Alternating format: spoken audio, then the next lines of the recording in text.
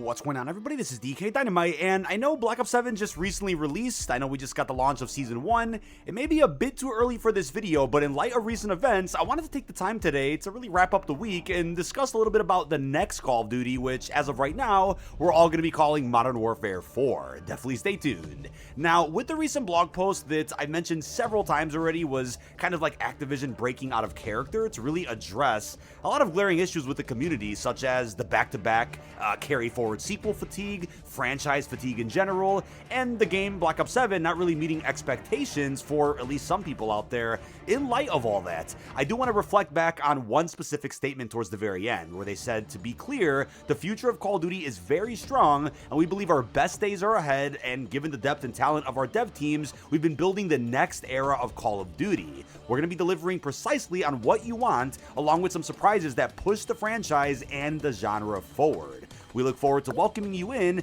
listening to you, and moving forward together. So, as I think you've probably seen many folks discuss, that blog was not just an apology to the community, which it sort of was, but it was kind of a nothing burger in the context of people claiming that, oh, Call of Duty's doomed, it's over, Activision is finally seeing all the dominoes fall. The blog itself really just reaffirms that they're sticking to their guns with Black Ops 7. They have a plan to really update the game over the course of hopefully 6 seasons, despite recent rumors that there could be some budget cuts, which we'll talk more about in a different video. But I do want to quickly add, in case you were wondering how MW4 could possibly push the franchise forward, I think a lot of it's actually going to come down to DMZ. Regardless of what they do with the multiplayer, which I suspect will build upon the success of some of the more recent entries, and despite what I believe is going to be a pretty strong narrative in the upcoming campaign Infinity Ward's working on, I think they're going to go all out with DMZ, especially if it is a paid experience like it's previously been rumored to be. If it's the on-disc third mode that gets a good 5-6 seasons of support, they could take a lot from, I think, a lot of the notes they took during DMZ 1.0, from what other extraction shooters are also doing.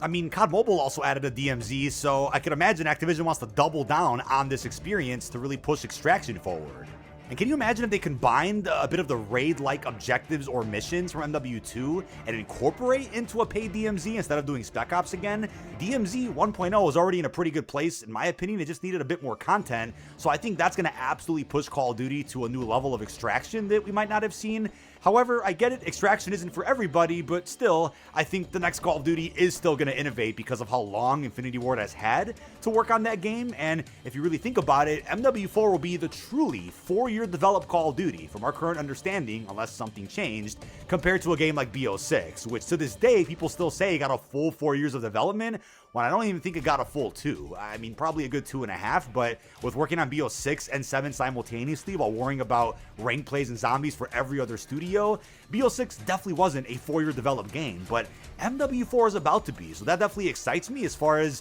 what is being planned for the future. Also, don't forget, I've made a couple of videos so far going over all the rumors and leaks that do exist for the 4th Modern Warfare. That playlist is going to be linked down below in this video's description. And the blog also mentions that they're not going to be doing back-to-back Black Ops or Modern Warfare games anymore. They did mention Modern Warfare, which I thought was kind of odd. I mean, typically in true Call of Duty fashion, they don't really acknowledge other dev studios or series within the COD franchise while another game is in cycle. It's kind of just an unspoken rule where they'll pretend like there isn't a new Call of Duty coming out, nor was there ever a previous COD from a different studio, until the time comes when the COD cycle kicks in, marketing begins for a new title, and then we go from there as we transition into the next lead dev studio that takes over for the year. Now, we'll circle back around to the carry-forward sequel experiment in a couple of minutes, but what I really wanted to jump into, which I figured was warranting a dedicated video, was this report right here. In an exclusive interview with Variety, Microsoft's Matt Booty confirmed that there will be an Xbox Developer Direct in January. It's claimed that they have a lot of games releasing next year, so they can't fit all of them into the show, but that Playground Games would end up being there. Now, of course, nothing here confirms that Activision will make an appearance, nor is it confirmed at all whatsoever that they're going to announce the next Call of Duty during this Direct, but I would be curious to see, based on the fact that Black Ops 7's player numbers and sales could be relatively lower than maybe a game like Vanguard, would they take this opportunity to come out and say, yep, there is another Call of Duty coming out next fall, despite recent rumors that the game might be pushed back or that Call of Duty is going to be reevaluating the entire franchise and yearly cycle altogether. Like I mentioned earlier, I do want to talk more about BO7 specifically and just kind of where it's leading the franchise, does with what could be the yearly model. We'll talk about that in a different vid, but for MW4, I don't really see them announcing the game as early as January, but at this point, with how many changes we're seeing, and now with Microsoft leadership, there could be a big pivot to something that we've never seen before. I mean, with older Call of Duty entries, we've never really seen a game get announced earlier than, I want to say, March or April, and as far as announcement goes, I mean a title reveal, not a full-fledged gameplay showcase, which is typically saved for, I want to say, June or some point in the summer. Now, I do think depending on player engagement and popularity of Black Ops 7, that will probably determine how early or late MW4 ends up getting revealed, especially when you consider GTA 6 got delayed, so plans may have ultimately changed. But the community sentiment surrounding a fourth Modern Warfare in this new sub-series is already pretty rough. I mean, this doesn't account for the die-hard, hardcore casuals that are inevitably going to buy this game because of the name alone. I mean, Modern Warfare 4 as a game title has been something people have been searching on the internet for ever since, 2011, 2012? So the name alone will do the game wonders. I know that for a fact. It'll definitely sell somewhere on par with Black Ops 6 or even MW2 from a few years back. I do believe this game is going to sell great, even though I know what you guys are going to say, GTA 6 apparently comes out what could be a few weeks after this next Call of Duty does. Something that gets me hopeful about this title is that with the fact we're not going to get a carry forward back-to-back sequel a year after this from Sledgehammer in 2027, Infinity Ward shouldn't be holding back at all with what this game could be. I mean, they could bring back all the great quality of life that Sledgehammer had in MW3. I know Infinity Ward might want to have their own design philosophy as the foundation of this game, but realistically, if Activision and Microsoft are seeing poor numbers for BO7, they really can't afford to go ahead and reinvent the entire wheel from the ground up yet again with a full engine shift where we lose all the great features and mechanics that have been introduced over the last couple of years, especially when it comes to Warzone. But it makes you wonder, right? If MW3 and BO7 had broke every record instead of MW2 and BO6, would Activision keep pushing the idea of these carry forward back-to-back titles where you'd get this big new game and then there'd be a bunch of great features that get saved for the following one? I wonder if they would have kept going with that, but honestly, I'm glad that they aren't. But something I haven't seen enough people talk about, which I wanted to boldly claim here today, is that the campaign really sets the tone for a brand new Call of Duty, especially during the launch window when it comes to sentiment going into the post-launch cycle. The thing is, if you look at Modern Warfare 2 and Black Ops 6, both games had pretty warmly, or I'd say well-received campaigns that set up at least the launch window for a ton of success. Now, I get it, MW2 is a bit of a different story where people were already pretty pissed with the multiplayer from the get-go with the beta. Black Ops 6 didn't have that issue, though. I think with the normies and casuals eating up both those campaigns, and even with diehards liking the narratives of those campaigns, it set up both of those games for an upwards trajectory, which I know both games ended up jeopardizing halfway or even earlier in the post-launch cycles of their respective seasons because of a bunch of questionable and lackluster decisions with some of the DLC updates and some of the communication from the studios about those games.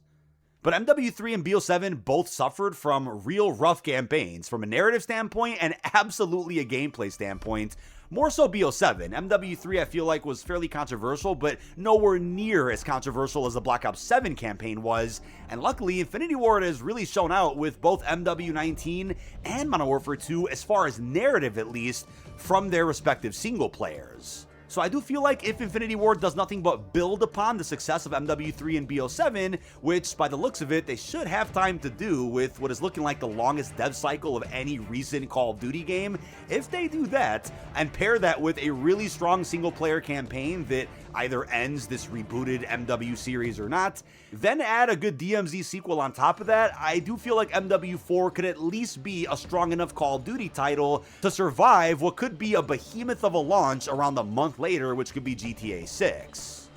Now, with the release window of this new Call of Duty, I know some of you guys might think, well, if Call of Duty's panicking now because of BO7, would they really want to go ahead and drop a game like 3 to 4 weeks before GTA 6 does? Could that have its consequences to where if they do end up going through with, let's say, early October release of MW4, would they just cut BO7 short if it's not doing that great anyway? Lots of things we can theorize about, including what could have been the original schedule, which would have been to hopefully have BO7 be as explosive as can be, GTA come out in the spring, and then wait for the dust to settle a little bit with that game. I know it'll be explosive for a good decade plus, probably more. Then come out with your MW4 teasers I want to say a good 2 months, maybe a bit less after GTA's out, and then spend the rest of the summer with a bunch of budget, lots of marketing, really gassing up Infinity Ward's return, since it'll be the first 4-year developed Call of Duty. Full 4 years of development, I should say, while it would likely end up getting a lot more marketing than BO7 ever did. Now, if GTA does stick to what could be, let's say, a November launch, which is what's currently slated, could Activision and Microsoft say, hey, we want to drop MW4 in like September or something, which would completely derail any possibility of a haunting for BO7. It would certainly cut off that 6th season, if not a bit more than that. If that's what they want to do, then yeah, marketing could start as early as the new year, January, February, as opposed to,